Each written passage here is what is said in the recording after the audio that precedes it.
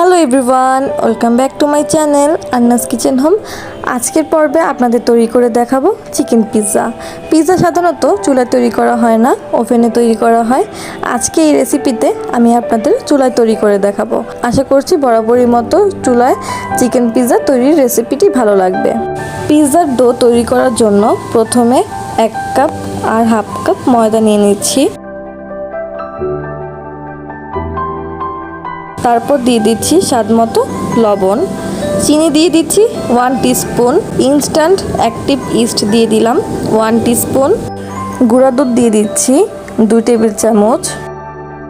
তারপর সমস্ত শুকনো উপকরণ হাত দিয়ে ভালো করে মেখে নিচ্ছি।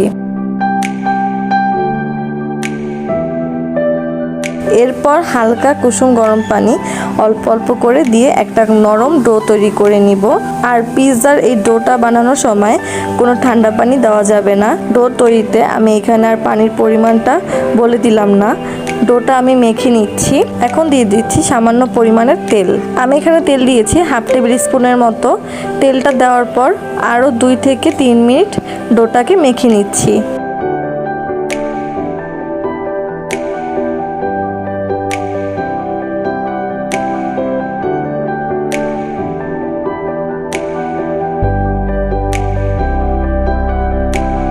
এখন একটা ঢাকনা দিয়ে ঢেকে দিচ্ছি 1 ঘন্টার জন্য। তো এর ফাঁকে যেহেতু চিকেন পিৎজা তৈরি করব, এখানে আমি হাফ কাপের মতো মুরগির মাংস নিয়েছি। তারপর দিয়ে দিচ্ছি গরম মশলা গুঁড়ো, তারপর আমি দিয়ে দিচ্ছি হাফ টিস্পুন মরিচ গুঁড়ো, তারপর দিয়ে দিচ্ছি জিরা গুঁড়ো হাফ টিস্পুন, স্বাদ মতো লবণ, হাফ চা চামচ রসুন বাটা, হাফ চা চামচ আদা বাটা দিয়ে দিচ্ছি, টমেটো সস দিয়ে দিচ্ছি হাফ চা চামচ, লেবুর রস দিয়ে দিচ্ছি হাফ চা চামচ। এখন সব মশলাগুলো ভালোভাবে চিকেনের সাথে মেখে নিচ্ছি। তো মাখানো হয়ে গেছে, এখন এটা আমি রেস্টে রেখে দিচ্ছি।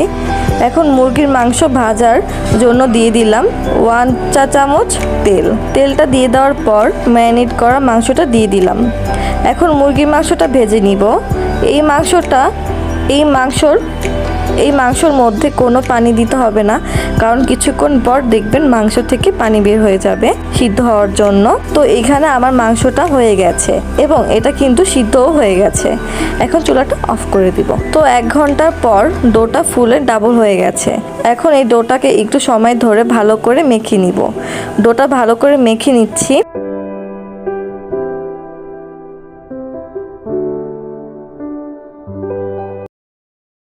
এখন এই সম্পূর্ণ ডোটাকে রুটির মতো বেলে নিব। এখন সামান্য একটু গুঁড়ি ছিটিয়ে একটা রুটি বেলে নিব।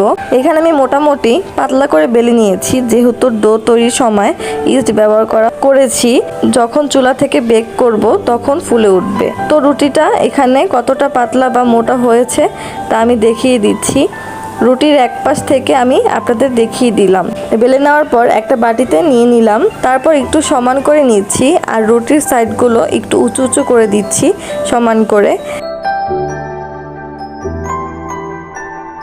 এখন একটা কাঁটা চামচের সাহায্যে রুটিতে ছিদ্র ছিদ্র করে নিব। এতে করে হবে যে যখন আমরা চুলায় এটাকে বেক করব তখন মাঝখান থেকে ফুলে উঠবে না। তারপর এখানে দিয়ে দিচ্ছি পিৎজা সস। কে কতটুকু পছন্দ করেন ততটুকু দিয়ে দিবেন।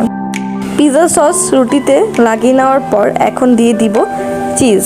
এখানে আমি মোজোরেলা চিজ নিয়েছি। আপনারা চাইলে মোজোরেলা চিজের পরিবর্তে অন্য ধরনের চিজও ব্যবহার করতে পারবেন। চিজটাও আমি আমার নিজের মতো দিচ্ছি। তারপর দিয়ে দিয়েছি সবুজ ক্যাপসিকাম। তারপর দিয়ে দিলাম টমেটো। তারপর দিয়ে দিচ্ছি পেঁয়াজ কুচি। তারপর দিয়ে দিচ্ছি ভেজে রাখা মুরগির মাংস। ভেজে রাখা মুরগির মাংসের ওপরে আবারও দিয়ে দিচ্ছি চিজ। তারপর দিয়ে দিলাম অরিগানো।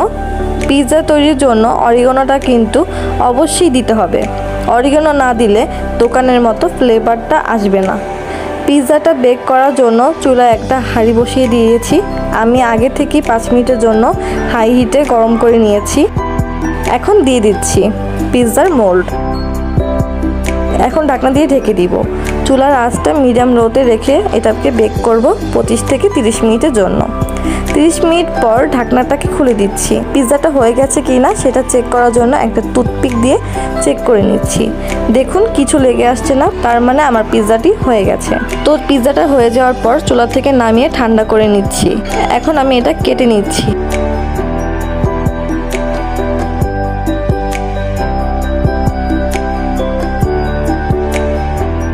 এখন আমি একটু খেয়ে দেখিয়ে দিয়েছি। দেখুন কতটা পারফেক্ট হয়েছে আর কতটা সফট হয়েছে। এটা যতটা দেখতে সুন্দর লাগছে এটা ততটা খেতেও অনেক মজা। যদি আজকে আমার ভিডিওটি ভালো লেগে থাকে তাহলে প্লিজ আমার চ্যানেলটি সাবস্ক্রাইব করবেন। আজকে এই পর্যন্ত, সবাই ভালো থাকবেন।